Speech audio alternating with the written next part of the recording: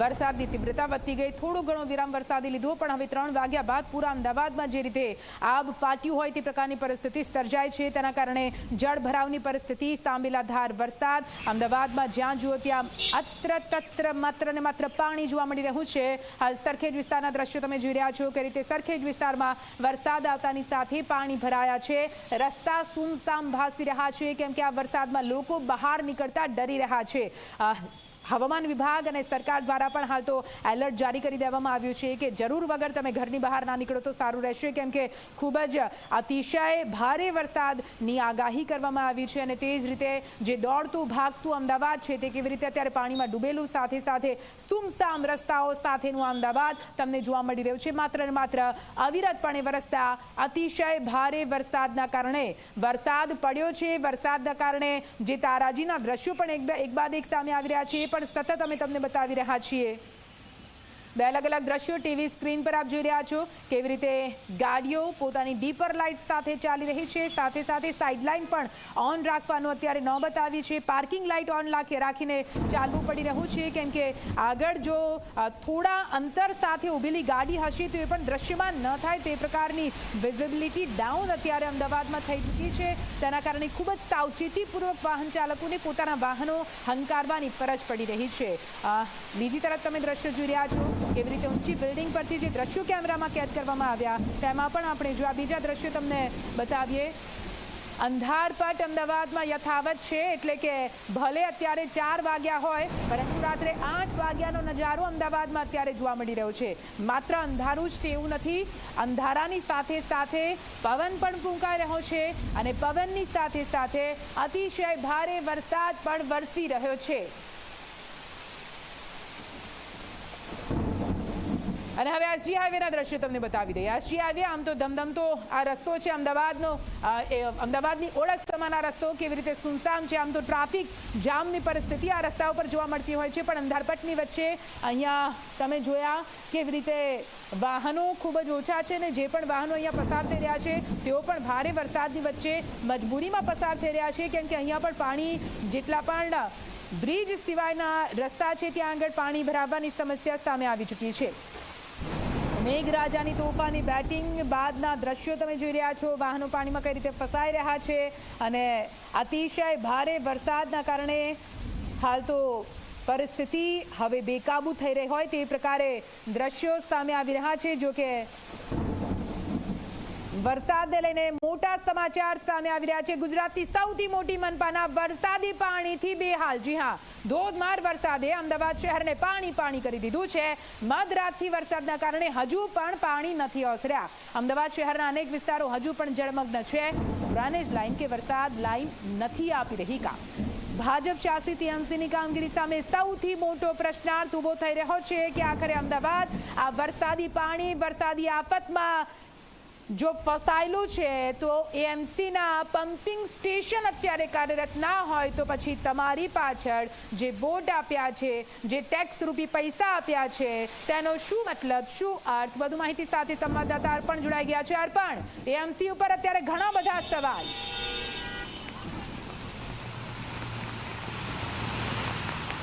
બિલકુલ નિધિ, એ તંત્ર ઉપર સવાલ થવા સ્વાભાવિક છે, કારણ કે વર્ષે 10,000 કરોડ કરતાં પણ વધારેનું જેનું બજેટ છે અને 3500 કરોડ કરતાં પણ વધુ કેપિટલ ખર્ચ વિવિધ સુવિધાઓ માટે, વિવિધ જે ઇન્ફ્રાસ્ટ્રક્ચર માટે તંત્ર કરવામાં આવે છે તે ક્યાં ખર્ચાય છે તે પ્રશ્ન આજે થઈ રહ્યો છે. હાલના તબક્કે તંત્રને માફ કરી શકાય થોડીક ક્ષણો માટે, એટલા માટે કે વરસાદની તીવ્રતા એટલી છે અને પાણીનું પ્રમાણ એટલું છે કે તંત્રનું આખું જે ઇન્ફ્રાસ્ટ્રક્ચર તે સંપૂર્ણ ફેલ ગયું છે. અને તેના દ્રશ્યો છે તે આપ જોઈ શકો છો. આ કોઈ હિલોડા લેતી સાબરમતી નદી નથી, દક્ષિણ ગુજરાતની કોઈ નદી નથી કે નથી કોઈ દરિયો, પરંતુ આ છે અમદાવાદ શહેરનો આનંદનગરથી પ્રહલાદનગર તરફ જતો જે આ માર્ગ છે ત્યાં આપ જોઈ શકો છો. ગાડીઓની અંદર સુધી પાણી પહોંચી જાય, ચાલતી ગાડીઓની અંદર સુધી પાણી પહોંચી જાય ત્યાં સુધીના પાણી રોડની ઉપર ભરાઈ ગયા છે. અને જે રોડની સાઈડમાં જે વાહનો પાર્ક હતા તે તો અડધો સુધી ડૂબી ગયા છે. એટલે આપ જોઈ શકો છો, ડાબા હાથે કેમેરા પર્સનને કહીશ, જે વૈભવી ગાડીઓ આવી ગઈ છે તેના બોનેટ સુધી પાણી પહોંચવાની તૈયારી છે. અને હજી પણ વરસાદ રોકાવાનું નામ નથી લેતો, કારણ કે જે પ્રમાણેના હિલોડા લેતા જે આ પાણી છે અમદાવાદના રાજમાર્ગો ઉપર ફરી રહ્યા છે, એટલે એવું લાગે છે કે હાલ જે પ્રમાણેનો વરસાદ વરસી રહ્યો છે તો શહેરીજનોને ઘરની બહાર નીકળવું હોય તો પગપાળા નહીં પરંતુ બોટની વ્યવસ્થા કરવાની જરૂર પડશે તેવું હાલ લાગી રહ્યું છે, કારણ કે શહેરનો એક પણ વિસ્તાર નિધિ હાલ એવો નથી કે જ્યાં આ પ્રમાણેના પાણી ન ભરાયેલા હોય. એટલે જે લોકો પોતાના કામ અર્થે નીકળેલા હતા. બીજી રાહતની વાત એ છે કે આજે જન્માષ્ટમીની જાહેર રજા હોવાથી સામાન્ય દિવસ કરતાં આજે લોકોની સંખ્યા જે છે તે ખૂબ જ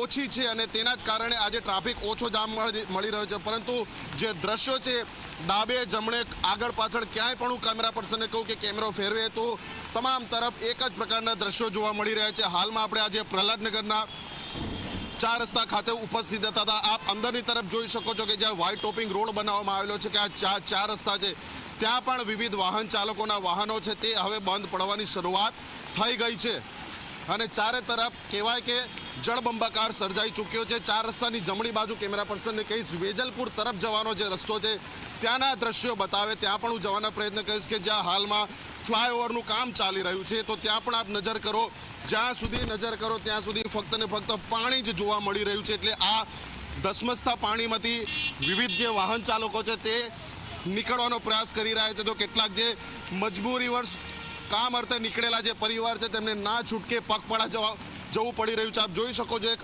પરિવાર છે, એક મહિલા છે સાથે જ તેમના હસબન્ડ છે ને સાથે એક આધેડ મહિલા પણ છે કે કેવા પાણીમાંથી અહીંયાથી નીકળીને જઈ રહ્યા છે. વિવિધ જે ડિલિવરી બોય છે કે જે ફૂડ ડિલિવરી કરતા હોય છે તો તેમના વાહનો પણ બંધ પડી ચૂક્યા છે અને તે પણ તેને ચાલુ કરવાના પ્રયત્ન કરી રહ્યા છે. એટલે નિધિ વધુ કયા દ્રશ્યો બતાવવા તે હાલમાં પ્રશ્ન છે, કારણ કે શહેરના હાલમાં કોઈ પણ વિસ્તારમાં જાઓ ટ્રાફિક જામ જોવા મળી રહ્યો છે અને અતિ ભારે વરસાદના કારણે જે પાણી ભરાય છે તેના કારણે ટ્રાફિક સ્ટક થઈ ગયું છે અને તમામ વિસ્તારમાં આ જ પ્રમાણેના દ્રશ્યો જોવા મળી રહ્યા છે.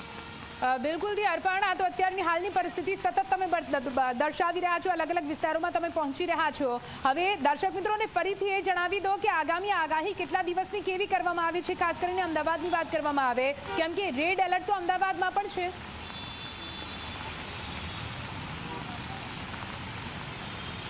બિલકુલ નિધિ, ફક્ત અમદાવાદ નહીં, રાજ્યના અનેક એવા જિલ્લા છે, ગણતરીના 3 થી 4 જિલ્લા જ એવા છે.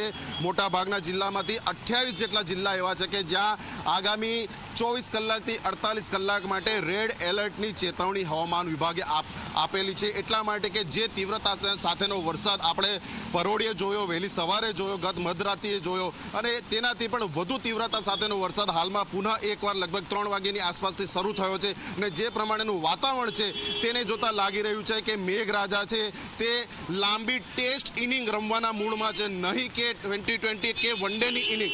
લાંબી રાહુલ દ્રવિડની જેમ અડીખમ ઇનિંગ રમવાના મૂડમાં હોય તેવી રીતે સતત તેઓ વરસી રહ્યા છે અને આ વરસાદ જો હજી કેટલાક કલાક સુધી ચાલુ રહેશે તો અમદાવાદ શહેરની પરિસ્થિતિ શું થશે તેનો અંદાજ નહીં લગાવી શકે, કારણ કે ફક્ત પોણો કલાકના વરસાદમાં જો શહેરના 3 અંડરપાસ બંધ કરવાની ફરજ પડતી હોય તંત્રને તો હજી જો આ જ રીતે વરસાદ ચાલુ રહ્યો તો અન્ય કેટલાય અંડરપાસ શહેરમાં આવેલા છે જે વિવિધ વાહન ચાલકોને પસાર થવા માટે ખૂબ જ મદદરૂપ થાય છે. પછી તે વિવિધ રેલવેની નીચે ના હોય કે પછી શહેરના એક વિસ્તારમાંથી બીજા જવા માટે ના હોય. એટલે હાલમાં ધીમે ધીમે તમામ અંડરપાસમાં પાણી ભરાવાની શરૂઆત થઈ ગઈ છે અને આપ જોઈ શકો છો નિધિ ફરી એકવાર શહેરના જે માર્ગો છે જાણે કે સાબરમતી રિવરફ્રન્ટને કૂદીને શહેરની તરફ આવી ગઈ હોય તેવા દ્રશ્યો હાલમાં જોવા મળી રહ્યા છે. શ્યામલની તરફથી અહીંયા આનંદનગર પ્રહલાદનગર તરફ આવતા જે વાહન ચાલકો છે કેવા ધસમસતા પાણીની વચ્ચેથી નીકળી રહ્યા છે અને જ્યાં નજર કરો ત્યાં ફક્ત ને ફક્ત ચારે તરફ જે વાહનો છે